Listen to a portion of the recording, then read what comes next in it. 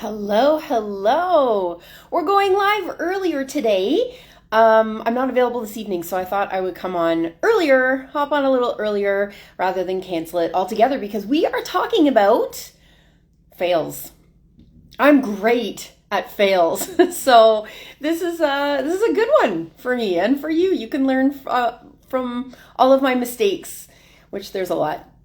But they were good things, right? They always say that mistakes are your best teacher. Well, I've been taught by myself and situations. The first thing, this is the takeaway. If you're going to take away anything from this live, it is that audiences don't know. They don't know what you're up to.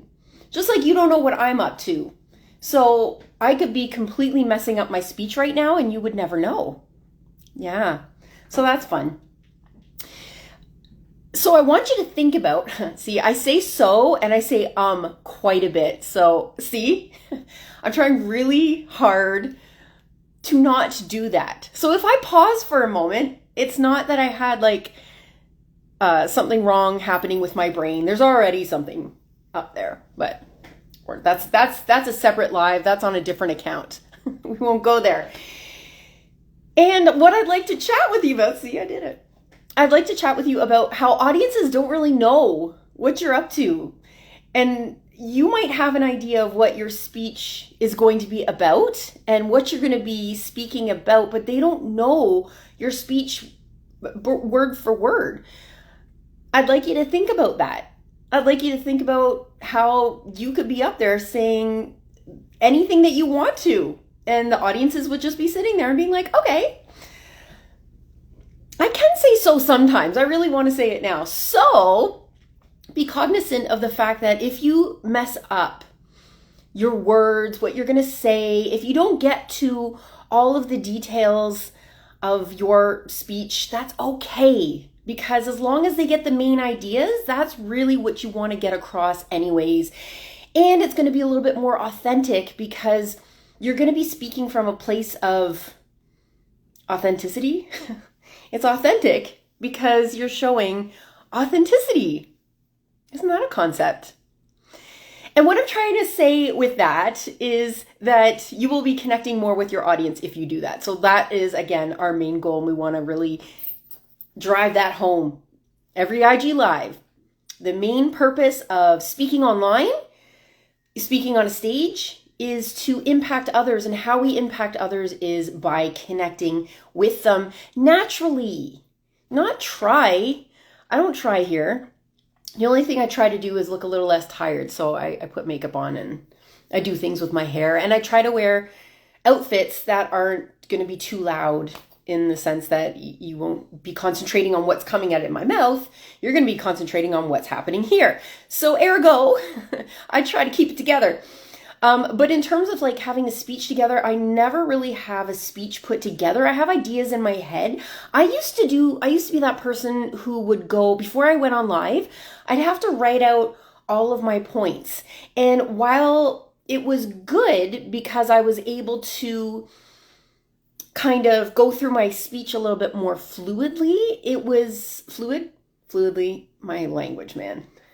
It's okay. We're not judging here. Anyways, you get my point.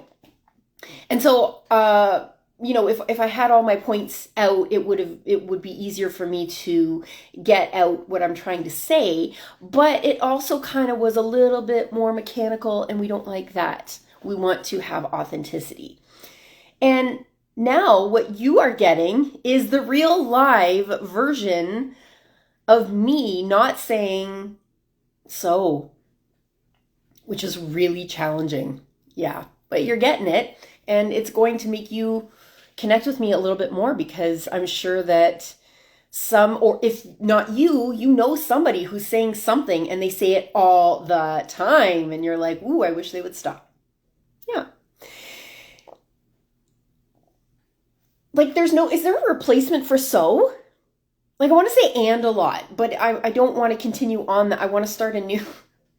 I'm trying to think about another way of saying so. You'd think I would know this, but because I'm working on it right now, I'm like kind of blinded to it. So It's okay, I can say so sometimes, but to start a new point, I need to say something else. Anyways, what I really want to say again, it's not about me, but I want to show you that when I do talk about myself, sometimes it's to help you understand that even though I'm an expert in presentation, you'd never know it, but that I have my struggles as well, and that I'm cognizant of these struggles, and I'm actively working on them in front of a live audience, even though there's no one here yet, but eventually people are going to see this, and if not now, then another time. And I know that at some point, somebody is going to watch my struggles. So here's some fails right here. I'm doing it live for you. You are welcome. A lot of my performances were not speaking performances. So what does that mean? That means that I was more of a dancer growing up. And so I did a lot of presenting by being a backup dancer, by, doing recitals and things like that, performances in Toronto and all over the States. And so my point in telling you this is that if we were in a group where we all had to know a dance step and I messed up, the issue is not the fact that I messed up, although I did share that with myself. And right away, it's embarrassing because everybody else seems to get the steps, but apparently Shannon Kelly, not so much. And you're in front of a live audience, and it's not like you can just stop the record button and then go back over and redo it. It's in real time. Hello, Roy, nice to see ya. Thank you so much for joining. Hey, Olds. Oh, okay, so your name, by the way, I didn't know who you were, and then I found out it was Mr. Spence. Hi, Mr. Spence. Anyways, so we're talking about fails and how I would be on the stage a lot, and I'd be failing by not remembering the choreography. So I'd be dancing on stage, and I would mess up, and if everybody's trying to look the same, and you're the only one that's not doing the same as everybody else, guess where the audience's eyes go to? Yeah, they go to you, the one that's doing something different, because that's what we're kind of trained to do, is to look at something that's one of these things just isn't like the other. I can't remember the song. And so that was usually me. I don't know why. I guess sometimes I felt overwhelmed about with excitement to, ooh, that was a lot. I felt overwhelmed with excitement to be on the stage and presenting and dancing, and just, you kind of feel like you're lost out there. The lights are bright and you're doing your own thing. You're supposed to be keeping up with other people. I don't know. I do my own thing all the time. Anyway, all that to say is that I felt really embarrassed when that happened. And now that I look back on it, it was like, actually, it's not that embarrassing. First of all, who cares? Nobody's really going to remember that later on. Oh, remember that one time that one person messed up a dance? Yeah, not, breaking news. So I need to get over it is thing number one. Thing number two, if I did mess up to the point where people were going to make fun of me for it, good. I gave them a story to tell their friends. Awesome. You are welcome. So when they're in the back porch and they're talking to each other and we're talking about how, oh, that girl messed up the dance, she doesn't know what she's doing. And then 5 seconds later, there's going to be another topic. Or they try to do the dance themselves and then whatever. I don't know. At the end of the day, they had something to talk about. So you're welcome. So I did that. What else? Not only that, I think it's good because you want to stand out, right? I know you're supposed to be together, and when it comes to like dance routines, and you don't want to, you don't want to break up the band yet, like Yoko. You want to stay as one. But don't take it so seriously. In other words, audiences maybe didn't even notice that I messed up. Maybe it could have been in my own head that I was like, oh my gosh, I messed up. But guess what? It was probably this instead of a this.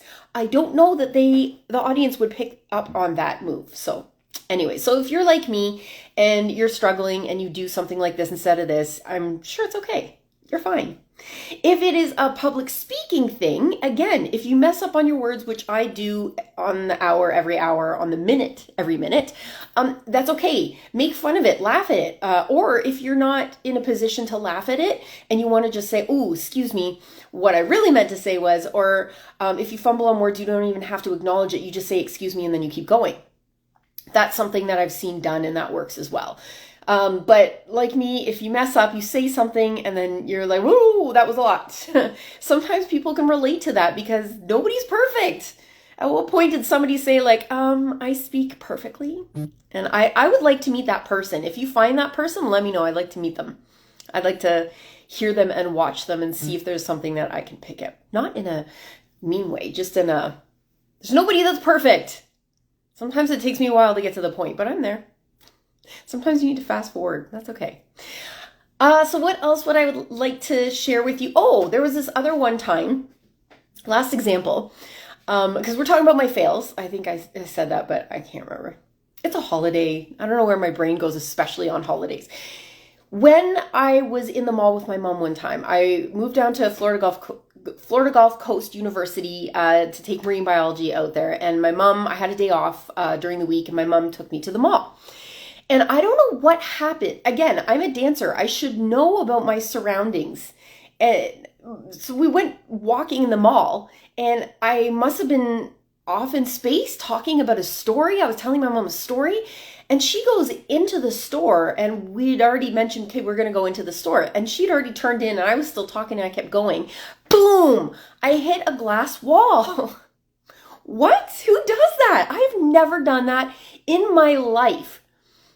I don't know what happened. And so I was stunned for a second. So I'm trying to show you my mentality, and maybe you have done something similar. You've had similar mentalities where you're just like, that just happened. Okay. And I'm looking around and people are laughing, obviously. And at first I'm just like, ooh, I'm so embarrassed. I wasn't intending to do that. And my mom was in the store, and she was looking at me like, are you okay? People were laughing over there on the kiosks, and I was like, I didn't want to make eye contact with anyone because it was just overwhelming, which I don't get very often, but that moment was pretty overwhelming because, again, that's something new. And forever after that, for a few years, I felt really embarrassed by that. And every time I would think about that memory, I would get that sort of like, oh, that chill, that shiver that down my spine, thinking like, I cannot believe that had happened. And now when I look back on it, it makes me laugh because of course I did that. Of course I walked into a glass wall and banged my face in. Luckily I didn't have any bruising or anything. Not that really matters, but like I hit it pretty hard. So strange. Anyways, at the end of the day, who cares? Some people might still be talking about it to this day. And I bet you, this was before like TikTok and everything. I bet you any money that if somebody had a camera, a cell phone camera, they would have recorded it. I would have gone viral. So maybe it was a bad thing that TikTok wasn't around. Maybe I need to walk into more doors. I don't know. So that is an example of how you can fail on stage. I mean, I've fallen on stage before, or I've tripped on stage. And like I said, it's embarrassing for me because I'm a dancer, and it's like, we're not supposed to do that. We're supposed to be coordinated and count to the number 8. That didn't happen. So anyways, all that to say is that it's okay if that happens. And the best case scenario is that you've given somebody a story to tell their friends and family later on. You're welcome. So to kind of, I said so again, that's okay. I can't think of anything right now. Therefore, no, see, I don't want to be fake. So to finish this off, in closing, that's my favorite one. Please don't ever say that. In conclusion, please don't. What I would like to say is that take-home message. Think about your audience and how they don't really know. They don't know. They don't know your speech. And if you were ever to go and see somebody talk or present, just know that you have no idea. They could be making that stuff up as they're talking. You don't know. So no judgies here. I know Roxy always says that, and I always steal that from her now. No judgies, no judgmental thoughts coming in here, because we're all just trying to do our best. And so don't be so hard on yourself. If you say something that you didn't mean to say, cool. It's going to be more authentic, because clearly it came from a place that was intrinsic inside of you and it had to come out. And if you offend somebody while you're doing it, well, it wasn't intentional. So, oh well. Next time we're going to be talking about fears, and we're going to talk about how we can manage our fears, because we never really want to get rid of our fears. We kind of, hello, Raj Kumar. I'm sure I'm not saying it right, but thank you so much for joining the live. Yeah, we're going to be talking about our fears. We're going to be talking about how we can manage our fears because we don't really totally get over them. There's always going to be that fear of something that we do, but there's ways that we can embrace the fear. I have a fear of presenting, but I am obsessed with it. I love it. I love the lights. I love the energy of the stage. I love exchanging the energy between me and my audience, and I love that. It's like the best thing. Hey Tam, nice to see you, girl. I haven't seen you in a while. I hope all is well. So we're just wrapping it up. Hello, SB Jammin'. We be jammin'. I don't know. See, I make jokes and they're awful, but I don't care.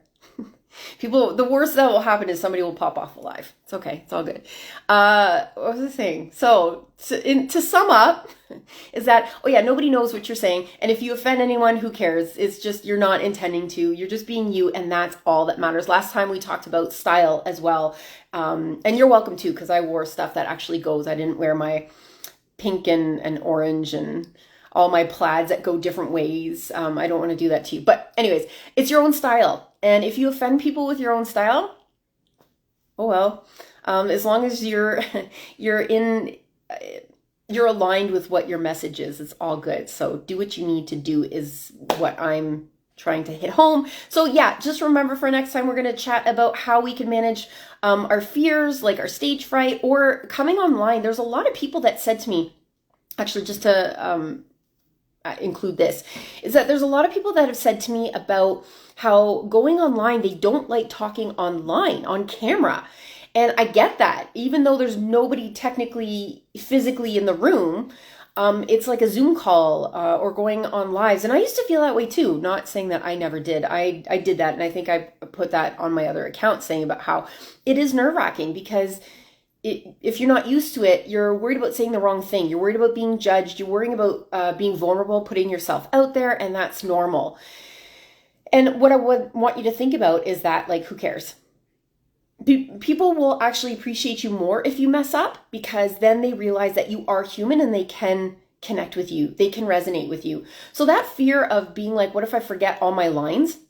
Or if I forget my speech or what I'm going to say? What if somebody has a question online that you can't answer? Great. You know what? That's a great point. I never have considered that. So I will go back and look at that and let you know later on. So what? We're all learning. And there's things that we all need to know. So it's okay to mess up. It's okay not to know stuff. And it's okay to come on live, even in, on an online environment as well. So talking about our fails online, if you didn't like, oh yeah, wait, one more story. I promise, last story. On my dance account, because that's kind of like my hobby account, and I did a live teaching dance. I had my, my apparatus that like held my phone with the special lighting on it, whatever. And I had it on like a bench, like, like the chin up bench or whatever. Anyways, I don't know what the official term is. It's a bench. And so it's not completely flat. It's got a bit of like a cushiony surface. See, words not happening. It's okay. And I had it on it's like a tripod and I had it on the cushiony surface. And so I'm in the middle of talking, teaching a dance routine and the thing goes, and it just fell over. And I had people on my live and I was like, oh. So I just like turned it off. I was so embarrassed. I was like, oh no, people are going to see that I messed up and that, like, how embarrassing. Like somebody's teaching you something. Then the thing just like, yeah. But then, and it made me kind of embarrassed about it. And this was just like, I don't know, a year or two ago. And I was embarrassed by that because I was like, that's not supposed to happen. I'm supposed to be professional. You can still be professional and mess up. It's called being human. So if that ever happens to you, oh well. Now, if that ever happened to me now, here's the difference. And this is a good comparison, is that I would just keep going. I would put the thing back up and just be like, minor technical difficulties. It's all good. We're going to try this one again. And I hope you didn't get dizzy from that. I hope you didn't do a spin and then land on your side because that's not part of the routine. So, like you can just have fun with it because then people will want to have fun with you. So if you're failing online, you probably didn't fail as much as I did. professional dancer, having a tripod fall over, whatever. Who cares? It's fun. And people will be like, oh my gosh, remember that? Yeah. So anyways, all that to say is that audiences don't know. And if they do know, laugh about it and invite them into your presentation, because that's what we're all here for, is to actually have an experience. I know I said this last time. It's all about the experience, not just about like, here's some knowledge that I'm going to regurgitate to you. Like, yeah, that's great. But what else can you share with me that's not just something that I can get from a book? Show me some emotion. Show me some vulnerability. Show me you. Show me you. Don't show me the money. Show me you. Okay, I've talked so much. This was not supposed to be that long. Anyways, thank you so much for joining. Those of you that joined, thank you so much for watching the replay. And if you have any questions, let me know. And I hope you have a great rest of the weekend. Bye.